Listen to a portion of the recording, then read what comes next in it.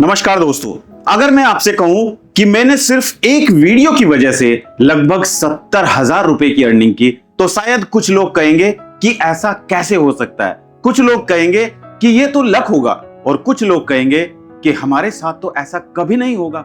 लेकिन आज की इस वीडियो में मैं आपको कोई शॉर्टकट, कोई ओवरनाइट सक्सेस, कोई गारंटीड इनकम या कोई मैजिक फॉर्मूला नहीं बताने वाला हूं, बल्कि मैं आपको एक ऐसी जर्नी बताने वाला हूं जिसने मेरी सोच बदल दी और जिसने मुझे यह समझाया कि आज के समय में डिजिटल प्लेटफॉर्म सिर्फ एंटरटेनमेंट का माध्यम नहीं, बल्कि ट्रस्ट बिल्ड करने का सबसे पावरफुल प्लेटफॉर्म है।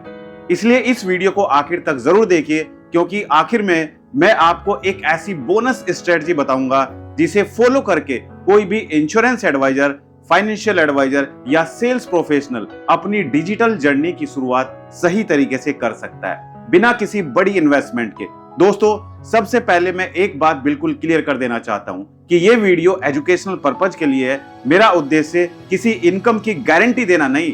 हर व्यक्ति का रिजल्ट उसकी knowledge, consistency, skill, audience market या फिर एफर्ट्स पर डिपेंड करता है। इसलिए इस वीडियो को मोटिवेशन के साथ साथ लर्निंग के रूप में देखिए। अब मैं आपको कुछ साल पीछे लेकर चलता हूं, जब मेरी भी लाइफ बिल्कुल आपकी तरह थी। सुबह निकलना, लोगों से मिलना, अपॉइंटमेंट लेना, फॉलो अप करना। कई बार क्लाइंट मिल जाता था, कई बार पूरा दिन निकल जाता था, लेकिन रिजल्ट नहीं आता था। कभी किसी ने कहा बाद में आना, कभी किसी ने कहा इंश्योरेंस की जरूरत नहीं है, कभी किसी ने कहा मेरे पास ऑलरेडी इंश्योरेंस है, और कभी पूरा दिन मेहनत करने के बाद भी जीरो बिजनेस होता। शायद अगर आप इंश्योरेंस इंडस्ट्री में हैं तो आपने भी ये एक्सपीरियंस जरूर किया होगा। फिर मैंने अपने आप से एक सवाल पूछ लिया कि क्या मेरी जिंदगी सिर्फ लोगों के पीछे भागना ही रह गई, या ऐसा कोई तरीका है जिससे लोग खुद मेरे पास आए। और यहीं से मेरी डिजिटल जर्नी शुरू हुई। शुरुआत बिल्कुल आसान नहीं थी। पहले वीडियो पर बहुत कम व्यूज आए, लोगों ने मजाक भी उड़ाया। कुछ लोगों ने कहा वीडियो बनाकर कोई बिजनेस नहीं चलता, कुछ लोगों ने कहा कैमरे के सामने बोलना तुम्हारे बस की बात नहीं है। लेकिन मैंने एक बात समझ ली कि अगर दुनिया बदल रही है तो मुझे भी बदलना पड़ेगा। दोस्तों, आज एक बहुत बड़ी मिस्टेक जो हजारों इंश्योरेंस एडवाइजर कर रहे हैं वो ये है कि वे सिर्फ प्रोडक्ट बेचने की कोशिश करते हैं, लेकिन ट्रस्ट बिल्ड नहीं करते। जबकि डिजिटल प्लेटफॉर्म आपको पहले ट्रस्ट देता है और बाद में बिजनेस देता है। जब कोई व्यक्ति आपकी 10, 20 या 50 वीडियो देख लेता है तो उसे लगता है कि वह आपको पहले से जानता है, और यही ट्रस्ट आपकी सबसे बड़ी कैपिटल बन जाती है। अब मैं आपको बताता हूं कि उस वीडियो में ऐसा क्या था जिसकी वजह से अर्निंग हुई। सबसे पहले मैंने किसी प्रोडक्ट की डायरेक्ट सेलिंग नहीं की, मैंने लोगों की प्रॉब्लम सोल्व की। क्योंकि इंटरनेट पर लोग एडवर्टाइजमेंट देखने नहीं आते, लोग सॉल्यूशन ढूंढने आते हैं। अगर आपकी वीडियो किसी की प्रॉब्लम सोल्व करती है तो वही वीडियो आपके लिए अपॉर्चुनिटी क्रिएट करती है। मैंने उस वीडियो में किसी को फोर्स नहीं किया, मैंने सिर्फ नॉलेज शेयर की, प्रैक्टिकल एग्जांपल्स दिए, कॉमन मिस्टेक्स बताई और लोगों को इन्फॉर्म डिसीजन लेने के लिए एनकरेज किया। और यही अप्रोच सबसे ज्यादा काम आई।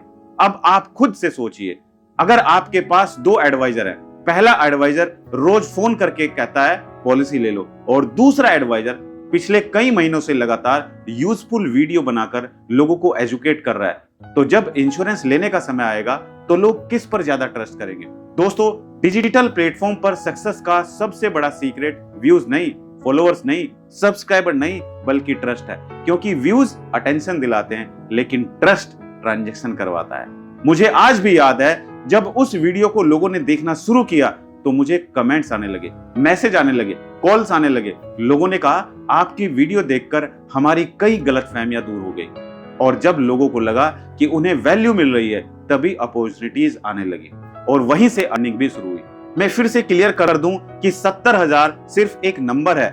इस वीडियो का उद्देश्य इनकम दिखाना नहीं, बल्कि ये समझाना है कि नॉलेज जब सही ऑडियंस तक पहुंचती है तो अपॉर्चुनिटीज अपने आप बनती है। इसलिए आपका फोकस अर्निंग पर नहीं, बल्कि वैल्यू क्रिएशन पर होना चाहिए।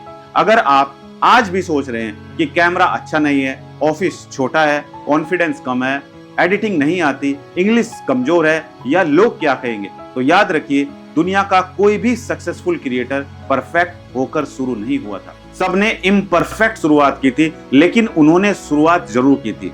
एक और इंपॉर्टेंट बात, बहुत से लोग कहते हैं कि मेरे पास टाइम नहीं है, लेकिन वही लोग रोज सोशल मीडिया पर घंटों स्क्रॉल करते हैं। अगर आप रोज सिर्फ 30 से 45 मिनट लर्निंग और कंटेंट क्रिएशन को दे दें तो अगले कुछ महीनों में आपकी पर्सनल ब्रांडिंग पहले जैसी नहीं रहेगी। पर्सनल ब्रांडिंग का मतलब सिर्फ फेमस होना नहीं, पर्सनल ब्रांडिंग का मतलब है जब किसी को इंश्योरेंस, फाइनेंशियल प्लानिंग या प्रोटेक्शन की जरूरत हो तो सबसे पहले आपके बारे में सोचे। और यही डिजिटल प्लेटफॉर्म की सबसे बड़ी पावर है कि यह आपको लोकल एडवाइजर से ट्रस्टेड एडवाइजर बना सकता है। दोस्तों, मैं आपको चैलेंज नहीं दे रहा, मैं आपको इनविटेशन दे रहा हूं कि अगर आपने अभी तक डिजिटल प्लेटफॉर्म पर शुरुआत नहीं की है तो कम से कम इस वीडियो के बाद एक डिसीजन जरूर लीजिए कि आने वाले 7 दिनों के अंदर अपनी पहली एजुकेशनल वीडियो रिकॉर्ड करेंगे, चाहे वह परफेक्ट हो या नहीं, क्योंकि प्रोग्रेस हमेशा परफेक्शन से होती है। और जब अगले पार्ट में मैं आपको स्टेप बाय स्टेप बताऊंगा कि मैंने शुरुआत कैसे की, पहली वीडियो कैसे बनाई, कौन सी मिस्टेक की, किन गलतियों से आपको बचना चाहिए और कैसे बिना बड़े बजट के धीरे धीरे डिजिटल प्लेटफॉर्म पर अपना ट्रस्ट बिल्ड किया जा सकता है। इसलिए इस वीडियो को कहीं भी स्किप मत कीजिए, क्योंकि असली लर्निंग अब शुरू होने वाली है। अब बात करते हैं उस सबसे इंपॉर्टेंट क्वेश्चन की जो शायद इस समय आपके मन में चल रहा होगा कि आखिर शुरुआत कैसे करें। क्योंकि सबसे बड़ी प्रॉब्लम नॉलेज की नहीं होती, सबसे बड़ी प्रॉब्लम एक्शन की होती है। और मैं आपको अपने एक्सपीरियंस से बता सकता हूं कि मैंने भी शुरुआत बिना किसी परफेक्ट स्टूडियो, बिना किसी एक्सपेंसिव कैमरा और बिना किसी प्रोफेशनल टीम के की थी। अगर आप भी आज सोच रहे हैं कि मेरे पास रिसोर्सेज नहीं है, तो यकीन मानिए आपकी सबसे बड़ी कमी रिसोर्सेज नहीं बल्कि डिसीजन की है। जब मैंने पहली वीडियो बनाई थी तो मुझे भी कैमरे के सामने बोलने में हेजिटेशन होती थी।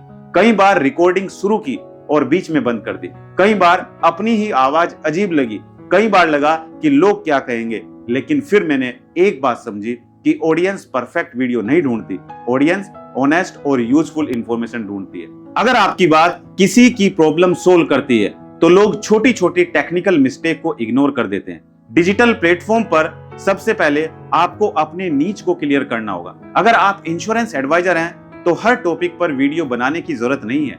आपको वही टॉपिक चुनने हैं जिनके आंसर लोग रोज सर्च करते हैं, जैसे insurance planning, financial awareness, claim process यानी क्लेम कैसे दिया जाए, कैसे क्लेम मिलने के लिए प्रोसेस किया जाए, पॉलिसी के features, common mistakes, client education, retirement planning, child education planning और रिस्क प्रोटेक्शन जैसे प्रैक्टिकल सब्जेक्ट्स। क्योंकि जब आप एक स्पेसिफिक कैटेगरी में लगातार वैल्यू देते हैं तभी लोग आपको उस फील्ड का ट्रस्टेड एजुकेटर मानना शुरू करते हैं।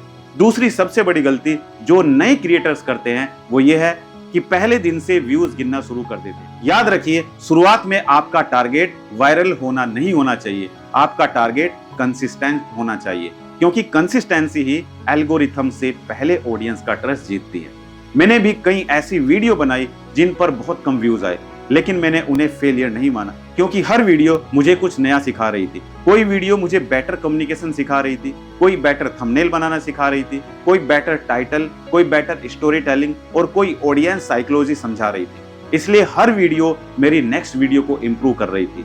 एक और लेसन जिसने मेरी जर्नी बदल दी वो ये था कि कैमरे से बात मत कीजिए, एक इंसान से बात कीजिए। इमेजिन कीजिए कि आपके सामने बैठा आपका एक क्लाइंट बैठा हुआ है जिससे आपने जेन्युइनली एडवाइस मांगी है। जब आप इस माइंडसेट के साथ वीडियो बनाते हैं तो आपकी लैंग्वेज ऑटोमेटिकली सिंपल और रिलेटेबल हो जाती है। अब बात करते हैं उस अर्निंग की। बहुत लोग सिर्फ अमाउंट देखते हैं लेकिन उसके पीछे की प्रोसेस नहीं देखते। कभी भी अर्निंग के पीछे सबसे पहले ट्रस्ट आता है, फिर रिलेशनशिप आती है और उसके बाद अपॉर्चुनिटी आती है। इसलिए अगर आपका पूरा फोकस सिर्फ अर्निंग पर रहेगा तो ऑडियंस जल्दी समझ जाएगी, लेकिन अगर आपका फोकस एजुकेशन और वैल्यू क्रिएशन पर रहेगा तो अर्निंग एक नेचुरल आउटकम बन सकती है। एक और बात जो मैं हमेशा फॉलो करता हूं वो ये है कि किसी भी वीडियो में अननेसेसरी फियर क्रिएट मत कीजिए, यानी कि लोगों को मत डराइए।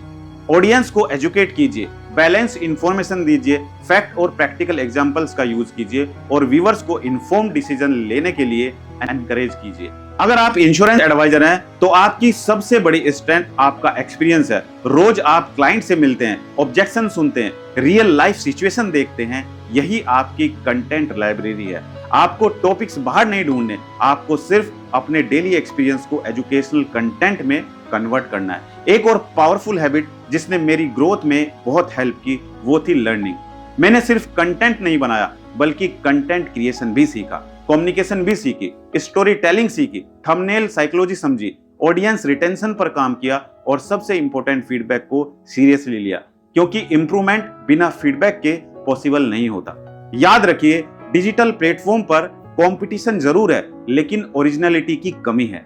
अगर आप अपने रियल एक्सपीरियंस के साथ जेन्युइनली लोगों की हेल्प करते हैं तो आपकी अपनी पहचान अलग बन सकती है। मैं आज भी हर वीडियो से पहले अपने आप से सिर्फ एक सवाल पूछता हूं कि क्या इस वीडियो को देखने के बाद किसी व्यूअर को कोई प्रैक्टिकल लर्निंग मिलेगी। अगर आंसर यस है तभी मैं वीडियो पब्लिश करता हूं। यही अप्रोच आज भी मुझे गाइड करती है और यही अप्रोच मैं आपको भी रिकमेंड करता हूं। इसलिए अगर आप सच में डिजिटल प्लेटफॉर्म पर लॉन्ग टर्म सक्सेस चाहते हैं तो फॉलोअर काउंट से पहले ट्रस्ट काउंट बढ़ाइए, वायरल होने से पहले वैल्यूएबल बनने की कोशिश कीजिए और सेलिंग से पहले हेल्पिंग की हैबिट बनाइए।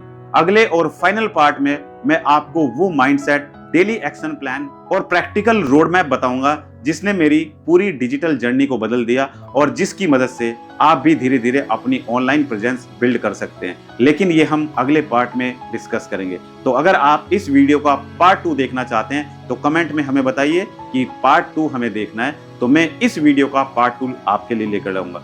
दोस्तों, अगर आप भी चाहते हैं MDRT करना तो इस वीडियो से आपको क्या सीख मिली ये आप अपनी नॉलेज, अपने एक्सपीरियंस हमें जरूर शेयर कीजिए और आप हमें ये बताइए कि ये वीडियो देखने के बाद आपको क्या लगता है कि आप अपने डिजिटल बिजनेस को, अपने इंश्योरेंस बिजनेस को डिजिटल प्लेटफॉर्म की तरफ लेकर जाएंगे। मिलते हैं अपनी अगली एक और दिलचस्प वीडियो में, तब तक सीखते रहिए। धन्यवाद। जय हिंद, जय भारत, वंदे मातरम।